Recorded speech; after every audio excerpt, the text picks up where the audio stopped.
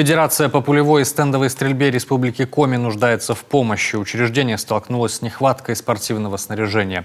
Пневматическое оружие, спортивная экипировка и пули стоят немалых денег, а количество спортсменов ежегодно растет. Подробнее о проблеме узнала Евгения Кладкевич. Свой первый выстрел по мишени Елизавета Сысоева произвела совсем малышкой. До 8 лет занималась биатлоном, после чего полностью посвятила себя пулевой стрельбе. Уже через 5 лет талант и упорство сделали из нее мастера спорта. В 2018-м она заняла место в сборной страны.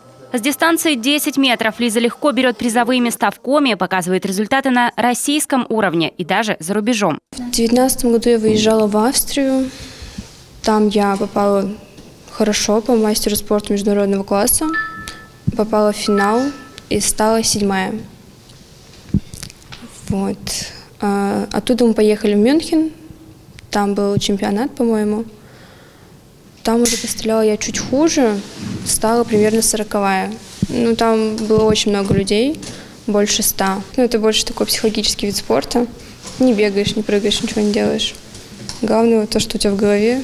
Сейчас тренировки у Лизы проходят на базе Республиканской федерации по пулевой и стендовой стрельбе. В ее составе различные спортшколы и базовый тир. Именно там готовят сборную Коми, а еще проводят все республиканские соревнования по пулевой стрельбе.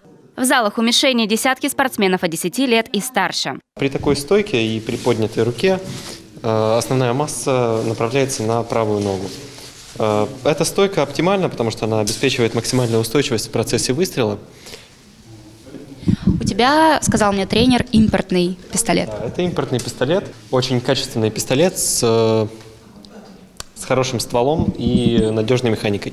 Однако таких пистолетов хватает не всем. Спортсменов с каждым годом все больше. Обеспечить каждого экипировкой, пневматикой и пулями становится все сложнее. Изредка спасает помощь спонсоров. В этом году на деньги благотворителей удалось приобрести форму для стрелков и лазерный тренажер. Прикрепляется к винтовке или к пистолету, и пулька не нужна.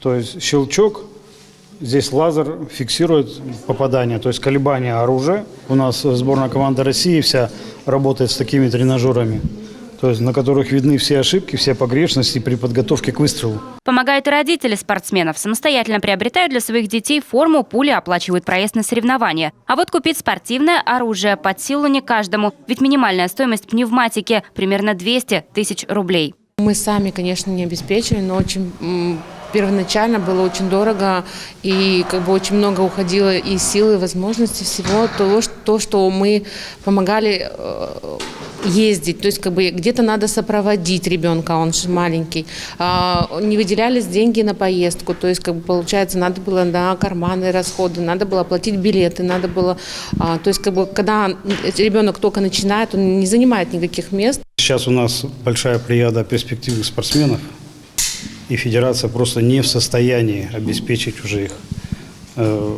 качественным этим оружием, инвентарем, пульками и прочее.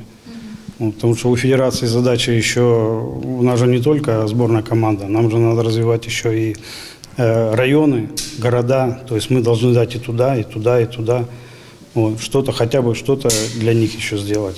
Федерация по пулевой и стендовой стрельбе Коми как никогда нуждается в поддержке. К финансовой и материальной помощи руководство призывает всех, кто в силах ее оказать – бизнесменов, частные и общественные организации.